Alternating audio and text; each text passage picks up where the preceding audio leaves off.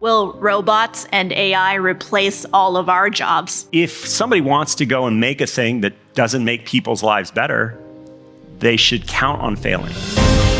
In your 7-year tenure, 0 to 70 countries, 5 billion rider trips, 7.5 billion in revenues, a $70 billion valuation. I didn't think of it exactly like this at the time, but basically I was digitizing network for the physical world. When you're trying to do something disruptive, there's a massive immune reaction that occurs. One of the best ways to deal with resistance to change is to build a massive amount of trust with those you're asking to change or that you're asking to bring along with that change, because then you can turn your adversaries into advocates. Nobody's in control of the world. So you have to see into where the world is going and build for that world. Now that's a moonshot, ladies and gentlemen.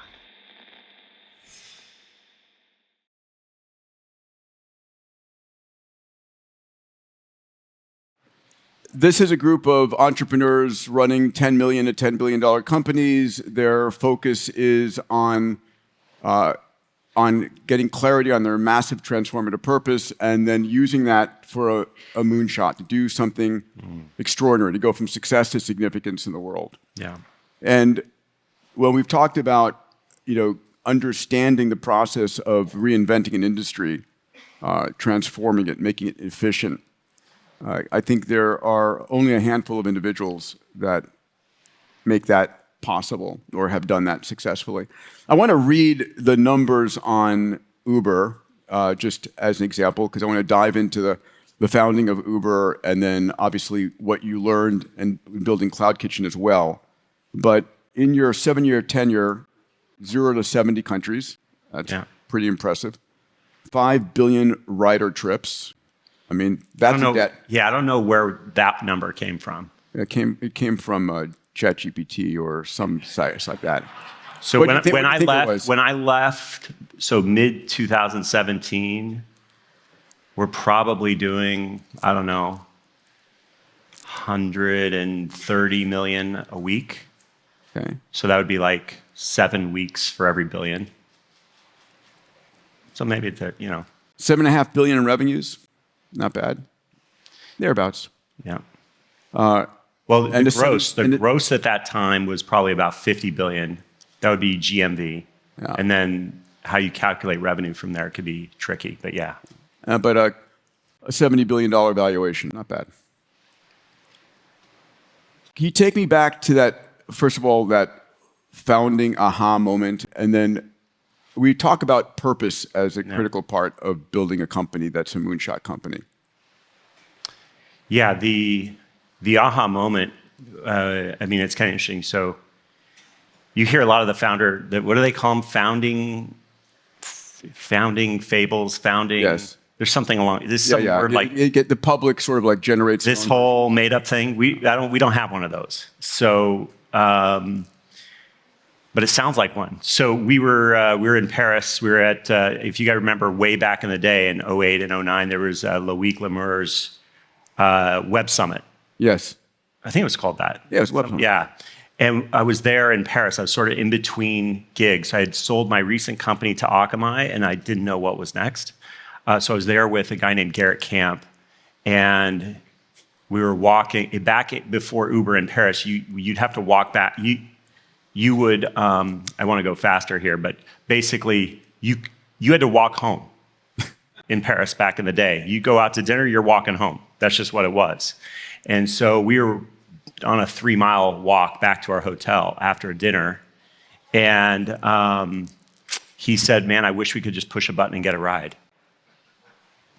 That's a prophetic wish. And I'm like, pretty good. And he's like, yeah, let's just go back to San Francisco. We'll make the app. Let's buy 20 S classes, get 40 drivers in a parking garage, and we're off to the races. I'm like, look, there's enough cars out there already. We don't need to buy the cars. We don't need to get a parking garage, and we probably don't even need to hire the drivers. And that was kind of the balance at the beginning. Was he was the classy and I was the efficiency. If that makes sense. Purpose. We talked about this in advance. Can how critical is purpose in driving sort of a company at this scale? I mean, it's super important. I think there's, you could probably have a whole conference on purpose. So you could take it many different ways. The first is, I think every individual, sometimes I'll talk to executives where they're like making the move to the next thing, ideally the one I'm trying to recruit them for. And my advice, even when I'm not recruiting them, is you gotta be really self-aware of who you are. If you get really, really self-aware of who you are, then when the next thing comes, you will know. When your professional soulmate presents itself, you will know. Fascinating. And if you're honest with yourself. Yeah, you gotta be. So it's like, I shouldn't be running Pinterest. Just wouldn't work out. But that's because I know myself. And so if you understand your nature, you need to find a thing that you do that matches that nature. So when we talk about your massive transformative purpose, what wakes you up in the morning, what keeps you going, and that as the foundation for building a company that. Yeah. And then how does that translate then to your team that you build? Well, before we even get it to, is sort of like there's a couple more layers to it. I like to say, my sort of space is digitizing the physical world. Let's say that's the sport that I play, that I'm meant to play. Meaning, if you play basketball and that's your thing and you're really great at it, don't go play tennis. Yeah. So you got to know the sport. Through that self-awareness, you know your sport. Digitizing the physical world, I'd also say innovation at speed and at scale. This is stuff that gets me fired up. And then the final layer is like, who are the people that I'm serving? Whatever you're going to do, you're serving somebody. You should be fundamentally passionate about them and what the thing you're going to do is going to do for them. Yeah. So yeah. Yeah. No. And I think that's when, just in the nomenclature here, we talk about in your MTP, who are you serving, right? Who do you want to be a hero to? Yeah. Everybody, I hope you're enjoying this episode. Earlier this year, I was joined on stage at the 2025 Abundance Summit by a rock star group of entrepreneurs, CEOs, investors, focused on the vision and future for AGI, humanoid robotics, longevity, blockchain, basically the next trillion-dollar opportunities. If you weren't at the Abundance Summit, it's not too late. You can watch the entire Abundance Summit online by going to exponentialmastery.com. That's exponentialmastery.com. So you get clarity on that. Yeah. And then you start building an organization. And I guess the challenge is if you're bringing in people who don't share that, you're going to very quickly start going the wrong direction. This is when you get like a culture clash internal, is if there are people who don't see things the same way you do, at least the values. And look, most of us here have personal relationships of one kind or another, friends, loved ones, partners in life, the whole thing, and it's very similar. Opposites can attract, but the core values you need to believe in, you have to share. So how do you use that as a filter for who you're bringing in? Are you dogmatic about it, or are you allowing those who naturally gravitate that way to come in? Those two are, I think, very similar. So sometimes somebody sometimes a tennis player goes to a basketball court and you're like, yo, whoa, we don't do rackets here. We have this much larger ball that we put it in this hoop that's different. So it doesn't have to be a judgment. It's just an assessment, a factual sort of thing. And so you have to understand what the values are and if the values are the same. And again, it's those things that I just went through. This gets codified into sort of what you might call cultural values or things like this. And if your cultural values are really, really good, then it becomes really clear who's not supposed to be there. Yeah. And you don't want to get to that place where it's not supposed to be there. When somebody comes in, you want to make it work. It doesn't always work, but you want to try to make it work. But it becomes really clear, ideally in a recruiting process. And if it if a mistake happens on the way in, it becomes clear super early, whoa, I play tennis, not basketball. Right. You know? You said a few minutes ago that you are focused on sort of optimization, getting rid of inefficiencies, and is that your superpower for finding opportunities? Well, it goes to that digitizing the physical world. So we know what the digital world is. It's called a computer, Yeah. right? CPU manipulates the bits, storage stores the bits, network moves bits from point A to point B. These are like the three core computing resources in a computer. But digitizing the physical world, if that's your sport, then you've decided that treating atoms like bits is what you do. So you go, okay, well, CPU manipulates the bits. What manipulates atoms? That's manufacturing. Storage stores bits. What stores atoms? That's real estate. Network moves bits from point A to point B. What moves atoms? You're like, that's logistics or transport. So my last company, Uber, I didn't think of it exactly like this at the time, but basically I was digitizing network for the physical world. Digitized transport. Yes. One of the three core computing resources in an atoms-based computer. And you're like, well, that's well on its way. It's not all the way done. We need autonomous cars and all of this to really be out there. But we've got light at the end of the tunnel. But what about digitized manufacturing and digitized real estate? And so that's how I see what I do. So what I do is I make atoms-based computers. And if you are treating atoms like bits, it will naturally be about efficiency. It's very different than say, oh, I make a social media app. A social media app is going to win when it takes your time, gets your attention, takes your time. And that's how they make money. Atoms-based computers typically are giving you your time back. Yeah. And so that becomes sort of the foundation of what it is I do. We talked this morning about the idea of looking into your business and finding everything that's not been digitized yet and dematerialized yet. Yeah. As somebody is going to eventually do it if it's doable. Yeah.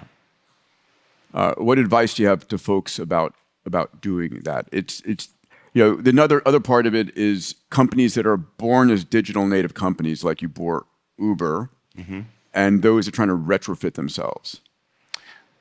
Well, I mean, these are very different things. So Yes. if you are digitizing a business that exists, let's assume that business is profitable, has some sort of competitive mode, et cetera.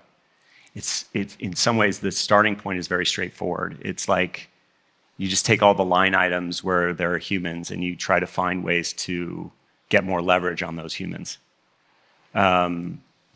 So you start with like customer support, account management, any workflow where people are doing things, filling in data, workflow type stuff. That's the easy starting point. It's not as innovative per se. Like it doesn't get to the core product, but it's sort of how you start surrounding the core if you have something that's not digitized. But the radical thinking is to really digitize it from the inside out is not always the domain of an existing profitable business with a competitive moat. Usually doesn't have the DNA to do it again. It sometimes does, but most of the time does not. I mean, we didn't see very many other pre-existing transportation companies copy what you did, even though you gave a very clear model. Yeah. Timing on this. Bill Gross was here with us today, but he spoke yesterday morning. One of the talks he's given, looking at the most successful companies and the companies that failed, and was it their CEO, their capital, and so forth. And his conclusion, it's timing. And being too early is identical to being wrong. It's worse. Yeah, because you waste a lot of money. And time.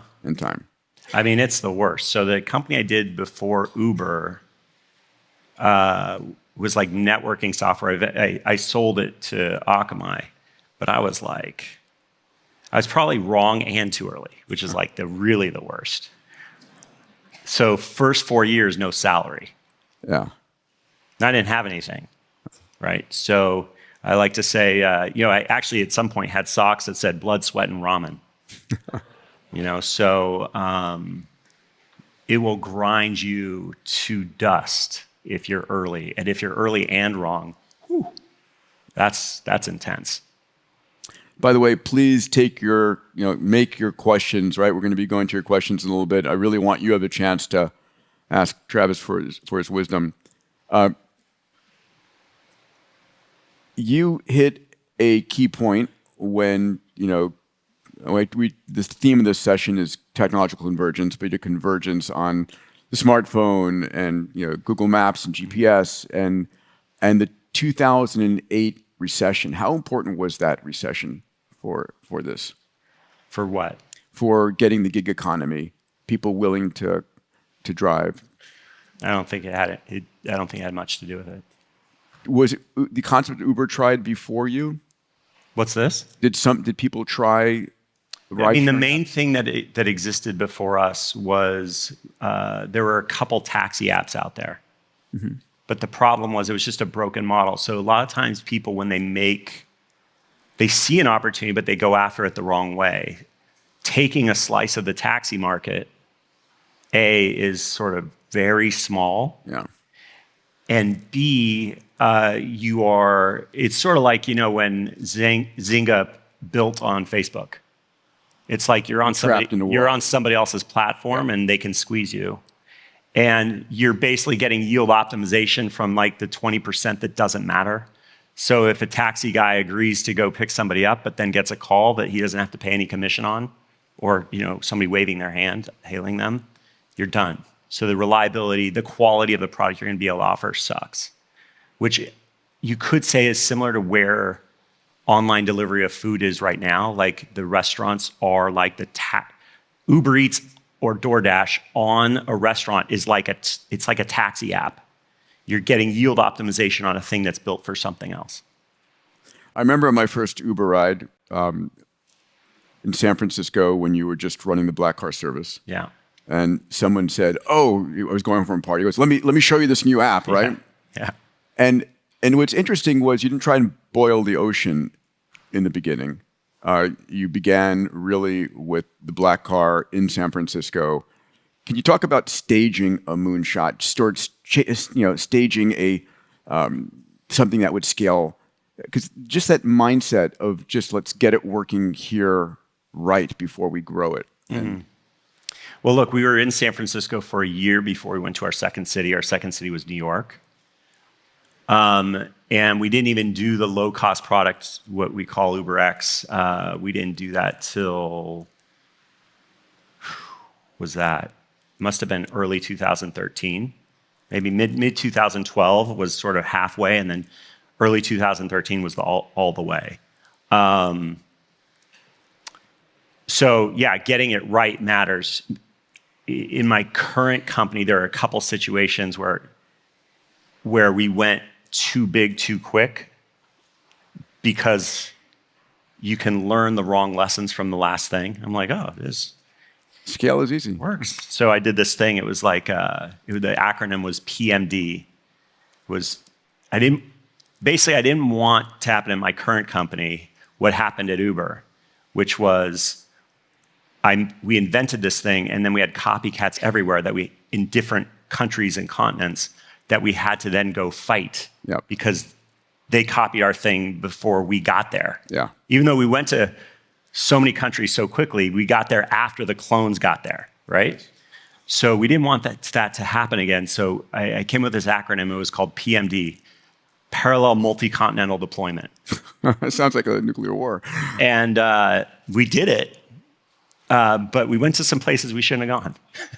Like, just so happens you can't make money on kitchens in India. It's just not possible. We also found places that were amazing. So we went to Kuwait. We went to like a lot of places you wouldn't go. That ended up we went to Saudi. We went to lots of places that we wouldn't have otherwise gone without that mentality. But yeah, don't go to Indonesia. Don't go to India. Don't go to Colombia. Those are the main ones. I remember when France made Uber illegal.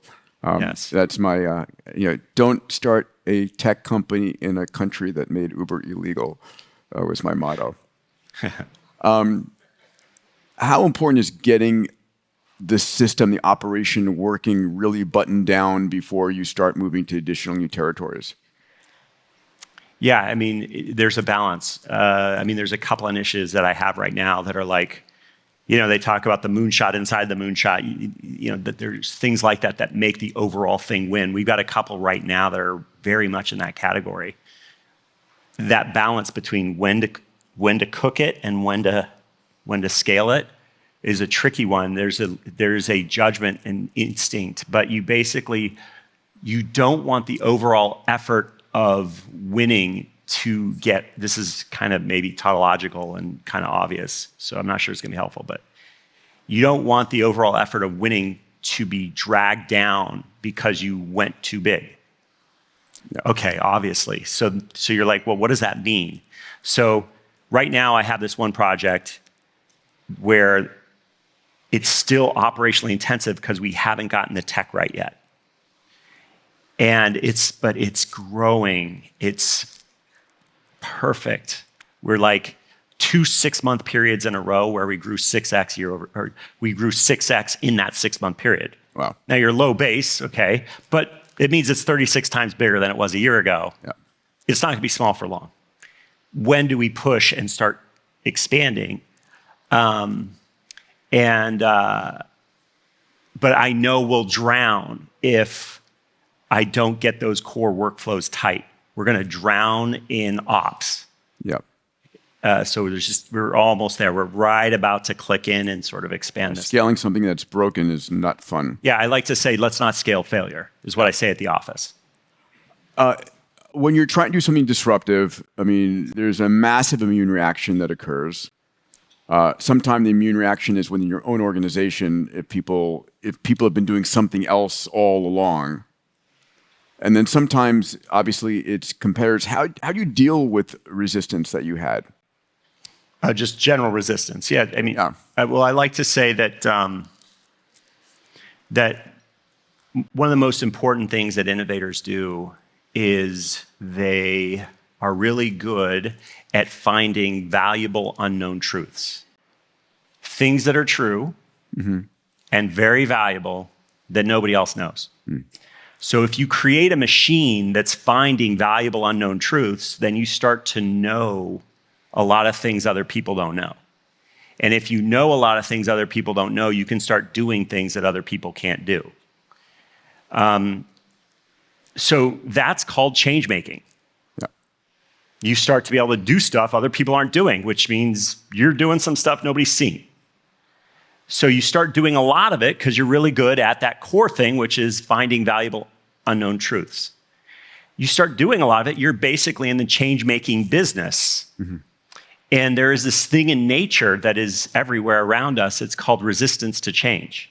It's in nature. It's nature. It's natural because nature abhors a monopoly, and nature abhors change that can cause harm. So it's a natural mechanism to slow down progress to make sure it's the right kind of progress. And so one of the best ways to deal with resistance to change is to build a massive amount of trust with those you're asking to change or that you're asking to bring along with that change. And so then you really have to have a philosophy around how to build trust while change making, because then you can turn your adversaries into advocates and you actually will end up moving much faster. So a lot of times people learning the wrong lessons. They're like, oh man, the Uber thing, just go crack some skulls and kick some ass, But actually, the lesson to learn is different, which is if you build trust as you make change, you can actually go even further. When I knew you at Uber, we were talking about that doesn't mean don't crack skulls. I get still it. got to do that too. Yeah. Okay, just make sure. It was about 13 years ago. I had my 2 kids, my 2 boys, and I remember at that moment in time, I made a decision to double down on my health. without question, I wanted to see their kids, their grandkids, and really, during this extraordinary time where the space frontier and AI and crypto is all exploding, it was like the most exciting time ever to be alive. And I made a decision to double down on my health. And I've done that in 3 key areas. The first is going every year for a Fountain upload. Fountain is one of the most advanced diagnostics and therapeutics companies. I go there, upload myself, digitize myself, about 200 gigabytes of data that the AI system is able to look at to catch disease at inception. Look for any cardiovascular, any cancer, any neurodegenerative disease, any metabolic disease. These things are all going on all the time, and you can prevent them if you can find them at inception. So super important. So Fountain is one of my keys. I make that available to the CEOs of all my companies, my family members, because health is the new wealth. But beyond that, we are a collection of 40 trillion human cells and about another 100 trillion bacterial cells, fungi, viri. And we don't understand how that impacts us. And so I use a company and a product called Viome.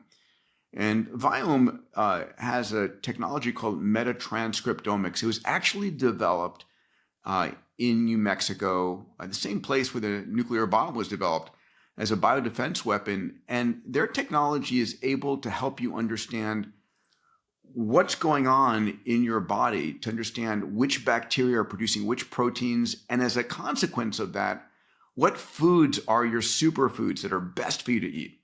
Or what foods should you avoid, right? What's going on in your oral microbiome?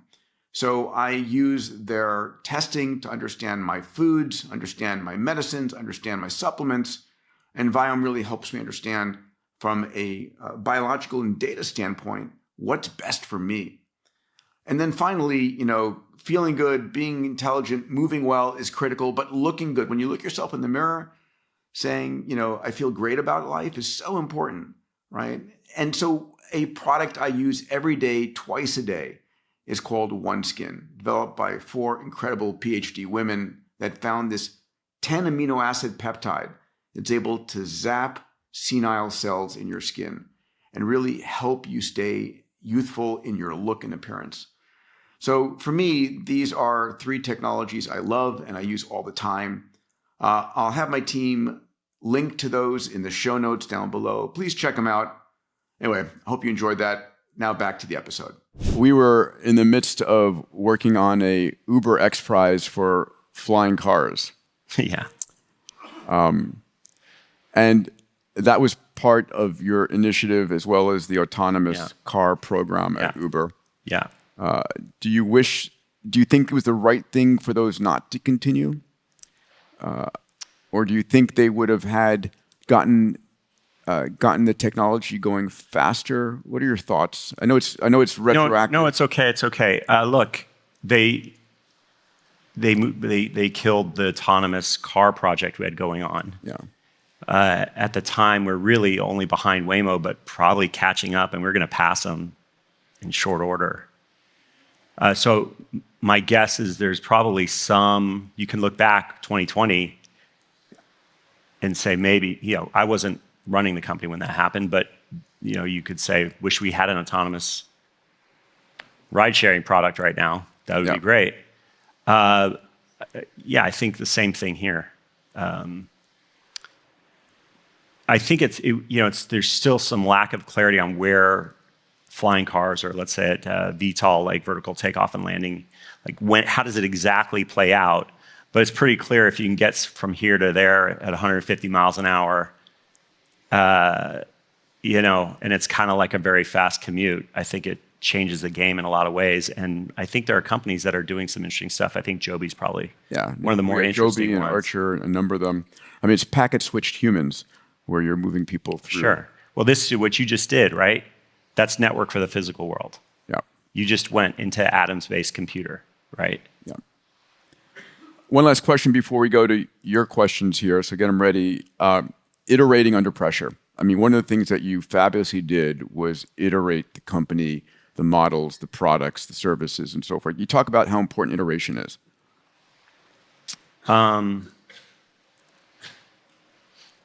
Yeah, I mean, I guess that's like how important is breathing? It's like, so then it's really how do you breathe really well? What's your mantra? Okay, so how do you iterate? But yeah, so then it's like, How hard did you push your teams to iterate? Or were you the one, sort of divining the iteration? no, I mean, my companies generally run in an empowered way with checkpoints. We like to say, let builders build, but you need alignment and accountability in order to empower. So iteration, there's a lot to be said there. I'm trying to think of some nice pithy things to say that I figured it out. But you've got to, it's our 3 cultural values at my current company are truth, trust, and passion. So you really, again, you have to find those valuable unknown truths. You have to have a passion to get it over the line fast and first. And you have to build trust with those that you're bringing it to. But I think one of the things about iteration is really lowering risk. Here's an interesting way to go with this, is that a lot of people say, I want to be a risk-taking company, or I want to go work for a risk-taking initiative or whatever. And I'm like, no, I want to be a not risk-taking company or a risk-mitigating company. What I like to say is innovation. I have this fun formula. Innovation equals big P divided by little r. Big P is progress, and little r is risk. Risk comes in the form of time, money, and reputation. So I need to squeeze down risk. If I get it to 0, then innovation goes to infinity, and hold on to that progress while getting risk down. And iteration is a big part of that. It's about, in some ways, finding those valuable unknown truths while minimizing the risk of doing so in the form of dollars, time, and reputation. As you go to the mics, I'm going to ask one more question. And of course, we got questions coming up on Slido and on Zoom here. You have really been passionate about a customer-centric focus. Yeah. Speak to that for a moment. Well, look, I think, who's the best of the best of the best at this is probably Amazon under Bezos. Yeah. I mean, that's just next level. Just done so beautifully. It's so clarifying to make a person's happiness or a company's happiness your target. It's visceral.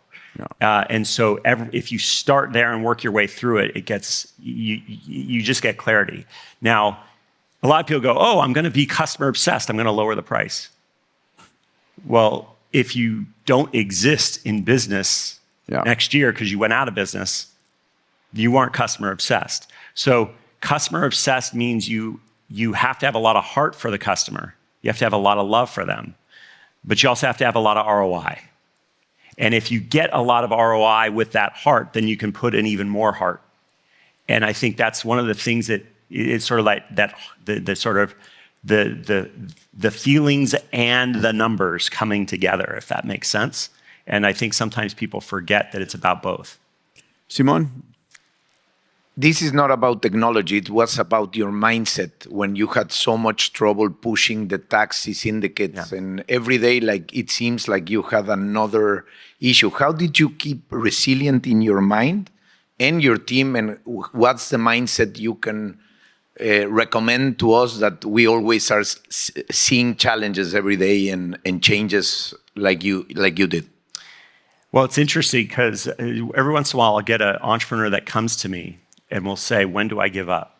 When do I move on? And I've sort of formulated a 3-step program. I'd love to know the answer. Okay.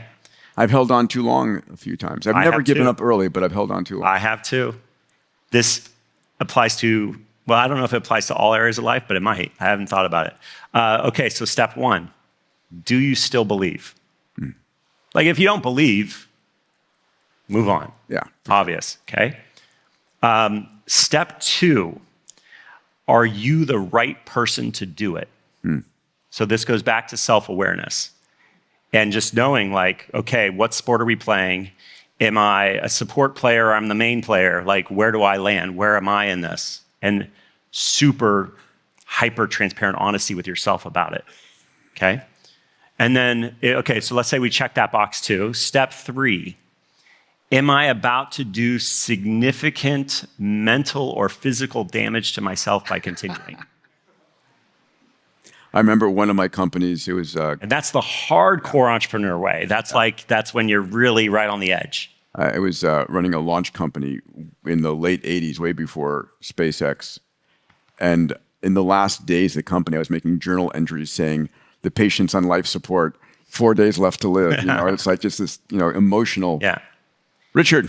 If you start having apocalyptic dreams or nightmares, you're probably getting pretty close, in my experience.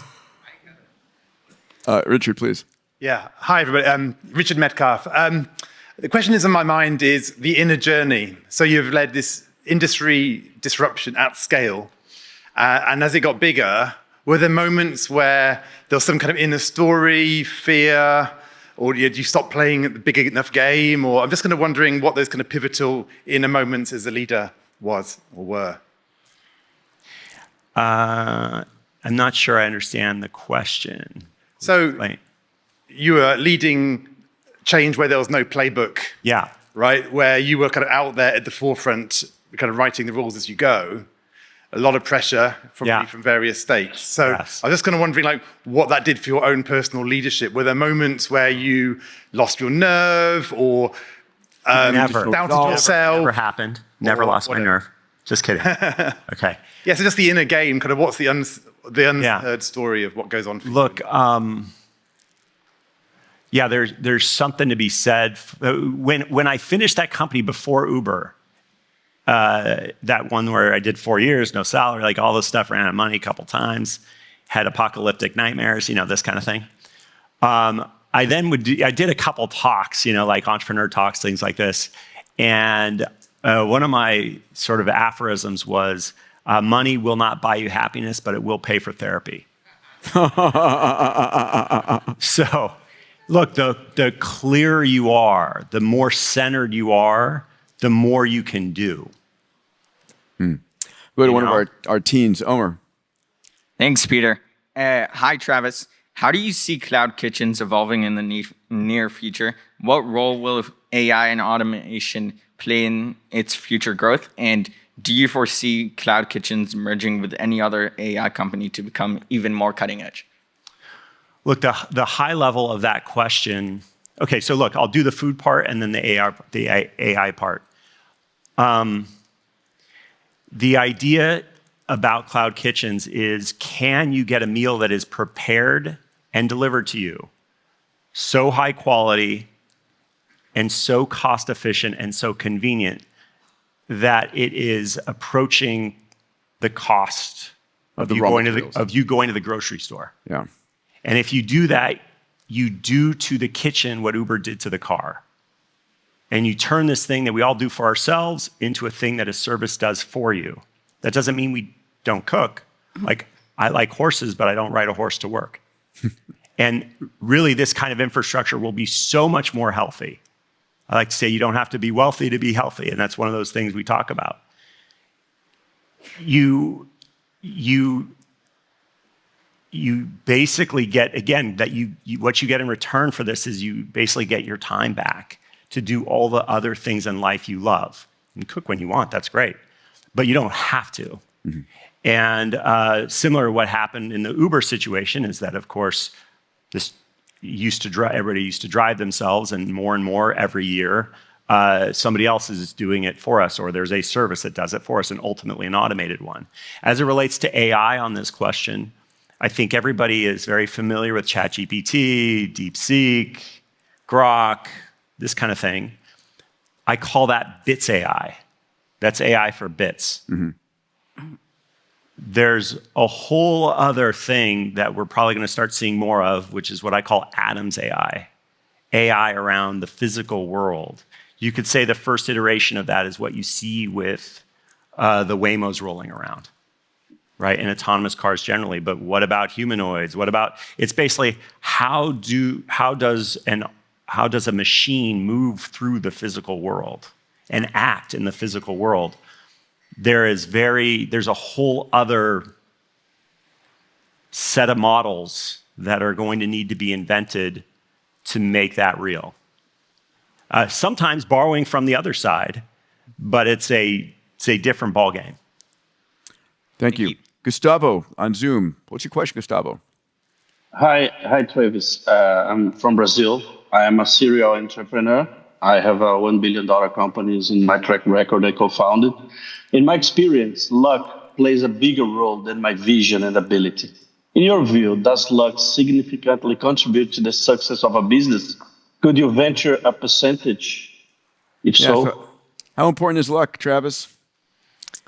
Okay, so I like to play backgammon. Does anybody here like to play backgammon? Yeah. Anybody? All right, there we go. In any given game, luck plays a real role. Sure. But if you play 100 games, it doesn't. That's a really good analogy. So the way to think about it is the success that you have, is it due to 10,000 decisions or is it due to 2? If it's due to just a couple, then you're lucky. If it's due to 10,000, you're not. Love that. Kartik. Thanks, Peter. Travis, thrilled to have you here. So my question, actually, and I'm going to reference George's question up there, if you don't mind, is about what framework do you have and that you're deploying to determine, to assess timing, but also valuable unknown truths? Yeah, I mean, timing, you get burned. The other question I get a lot of is what did you learn? What did you learn at the last thing? Or what did you learn? And I'm like, well, I learned all the things I shouldn't do. Yeah. And that usually, all of that is about really seeing the future, right? So a valuable unknown truth means you see something nobody else does. It means you believe something that is against what everybody else believes. It means you have to see the future. You have to see the difference between perception and reality. Where everybody thinks reality is here, that's their perception. They think reality is here, but it's actually over here. The distance between the two is the innovator's playground.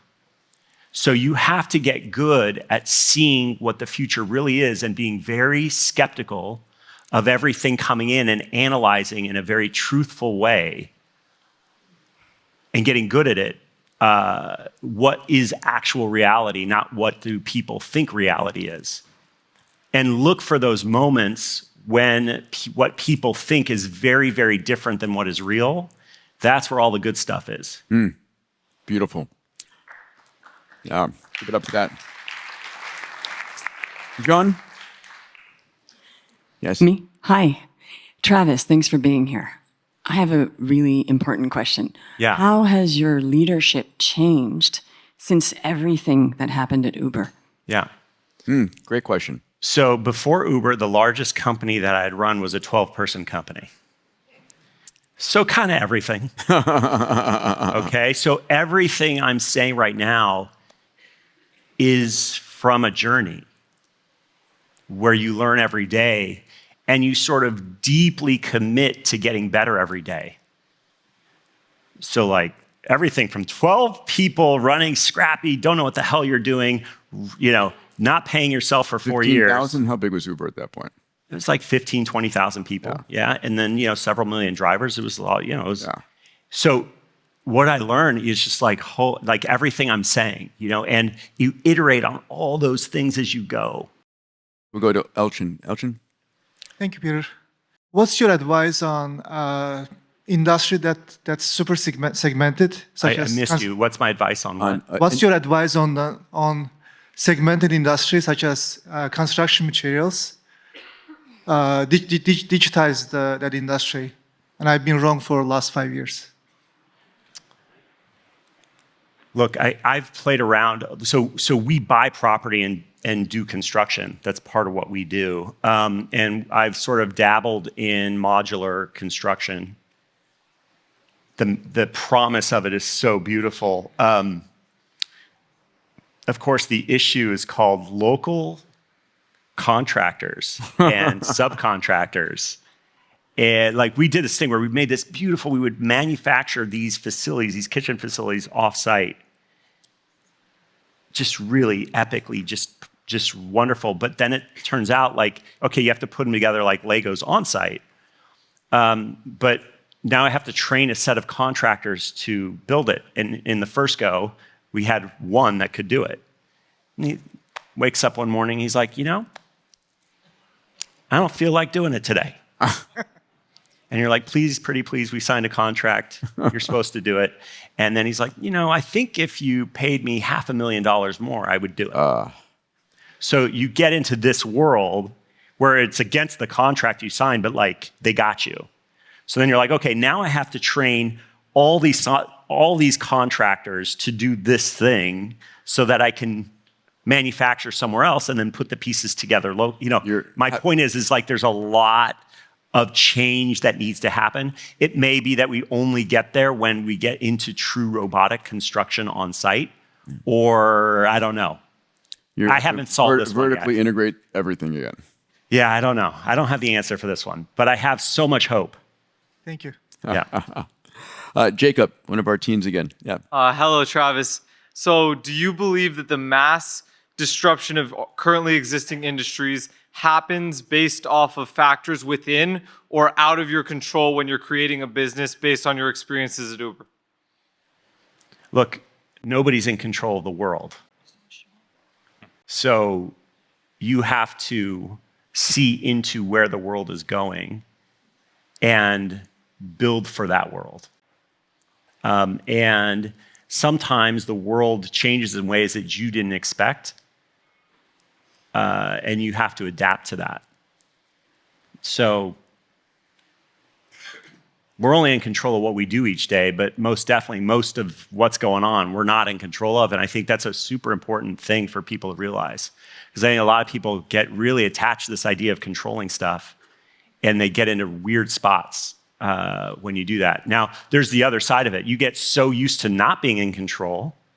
Like as an entrepreneur, you wake up and you're like, what crazy effed up thing is happening today? And you just go, yeah, I guess that's what's happening today. Let's go. But then you almost lose your spine. You almost become an invertebrate because you're like just like this blob that's just cool with whatever's happening. So you have to sort of keep the fight to try to make the world the way you want it, but you can't get attached to trying to control it. It's like this balance. Amazing. Varun on Zoom, please. Thank you, Peter, and hi, Travis. Dialing in from Dubai.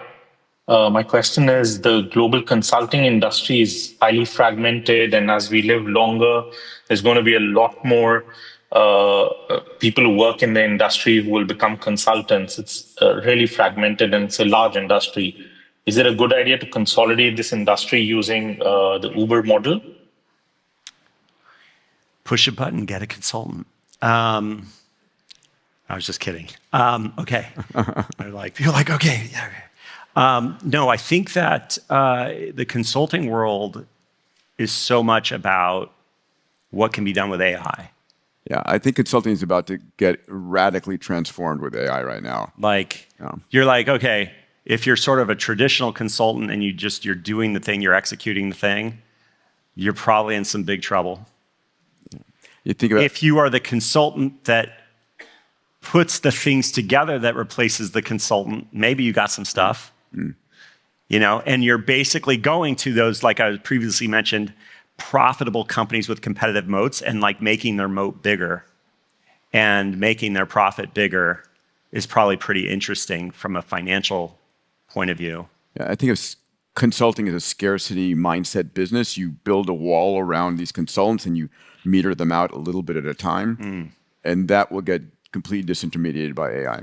Yeah. Ted, Let's go to you. You can push a button now and get a consultant. It's called Deep Research. We've been talking about it for the last 2 days. It's pretty Let's good. go. Travis, enough. what advice do you have, please, for investors and board members who want to make entrepreneurs like you successful or working with people like you? Yeah. What are the tailwinds? What are the headwinds that they create? Yeah, I mean, I'm going to say some provocative things. I was hoping you would. Yeah, all right, let's go. I think there are a lot of investors who make the pitch of founder friendly.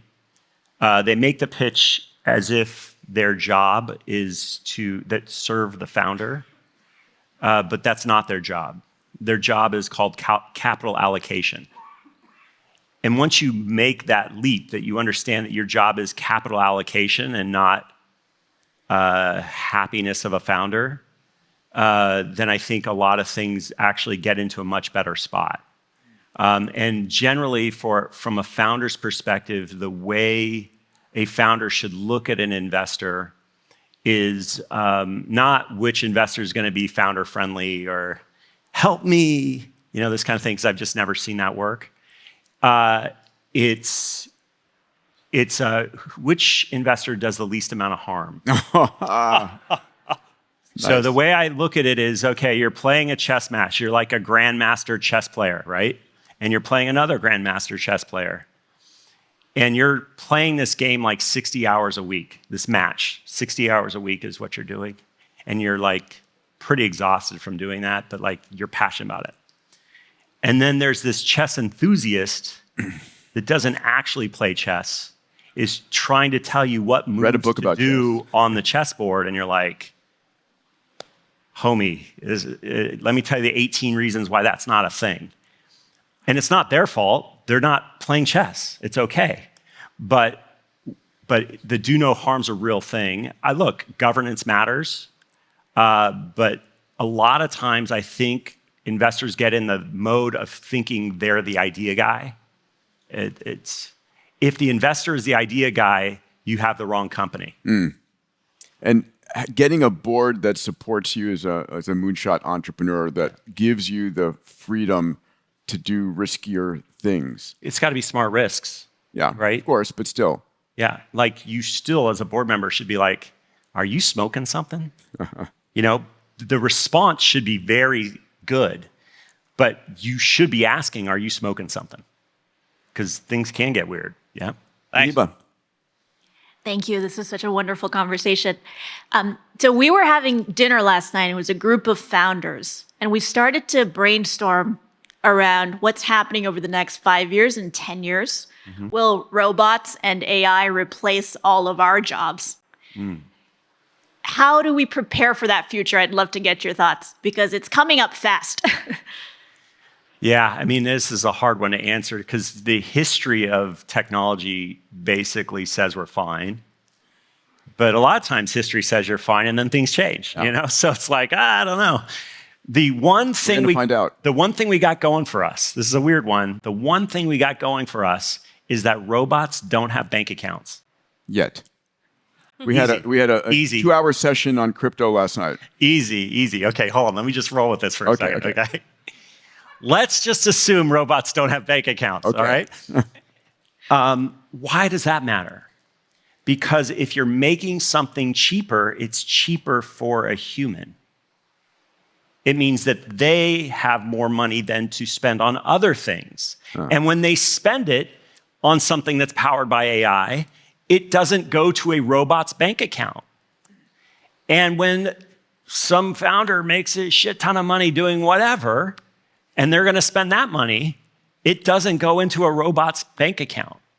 So I'm, in a weird way, I know this is a little bit, sort of niche-y with the way I'm answering this, I'm more optimistic than pessimistic. I'd say the other thing that I'd put out there that I think it might be more generally applicable or make more sense, to be honest, is I've done companies that have failed. And the main thing when the company failed that I experienced or that I saw was that nobody wanted the thing that I made. So if somebody wants to go and make a thing that doesn't make people's lives better, they should count on failing. And if you want it to succeed, you better be making somebody's life better, and probably a lot of people's lives better if you want it to succeed. And so that's where things ultimately go, is that the machines are by its nature, its DNA, are serving us. Just throwing it out there. Time for one last question, Rachel. Thank you. And Travis, Uber changed my grandparents' life, so thank you. Oh, that's awesome. Thank you. My name is Rachel Olden, and I am an Ascend Fellow and also a new founder. I am building an AI-driven company to revolutionize how we form, sustain, and grow our most intimate relationships. And the question I have for you is that Uber wasn't just a company. It introduced an entirely new market. It was disruptive innovation. So how did you balance needing to educate people on the market with building your product, refining your business model, and scaling? Well, it's like, you hear about somebody's first experience with Uber, and the fortunate part is the product itself is the education. They're like sitting at a dinner table, and you're like, check this out. You're at a restaurant, you're like, and it was naturally social. A large percentage of the app installs were at restaurants, right? A large percentage of the app installs were due to one person introducing the thing with a link, like, I get a free ride when I give you a free ride. We called it give-get. It was like a third of all of our new users up till like 2015 or 16. So the product itself was the education. Look, I think it's pretty weird that one citizen taking another citizen across town became somehow really controversial. It's kind of weird that was controversial, but it was. So we had to sort of deal with the controversy as we went. Maybe it gets back into that change-making thing and trust or lack thereof. Yeah. All right, ladies and gentlemen, let's give it up for Travis Kalanick. If you enjoyed this episode, I'm going to be releasing all of the talks, all the keynotes from the Abundance Summit exclusively on exponentialmastery.com. You can get on-demand access there. Go to exponentialmastery.com.